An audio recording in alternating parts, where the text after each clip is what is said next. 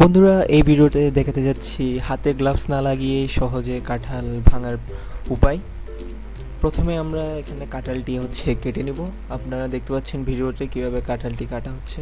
আপনারাও ঠিকভাবে এইভাবে কাঁঠাল কেটে নিতে পারেন বা আপনাদের উপায়ে কাঁঠাল কেটে নেবেন। আপনারা দেখতে পাচ্ছেন আপনারা কিন্তু এখানে কিন্তু যে কাঁঠালটি আছে সেই কাঁঠালটি কেটে সুন্দর করে খুলে নেওয়া হয়েছে এবং খুলে ভিতর থেকে কাঁঠালগুলো বের করে নেওয়া হচ্ছে। এবং আপনারা কিন্তু দেখতে পাচ্ছেন হাতে কিন্তু কোনো প্রকার গ্লাভস নেই এবং হাত কিন্তু পুরাই আঠালো হয়ে গিয়েছে। তো এখানে আমরা হাতে সরষের তেল নিয়ে নিয়েছি এবং হাতের চারপাশে ভালোভাবে সরষের তেলগুলো মেখে নিচ্ছি। এবং সরষের তেলগুলো মাখার পর একটি কাপড় নিয়ে হাতটি ভালোভাবে মুছে নেব যাতে কোনো প্রকার আঠা না থাকে। এখানে দেখতে পাচ্ছেন হাতে কিন্তু আর কোনো প্রকার আঠাই নেই। আপনারা ঠিক একইভাবে এই ভিডিওতে দেখানো উপায়ে কাঁঠাল ভাঙতে পারেন।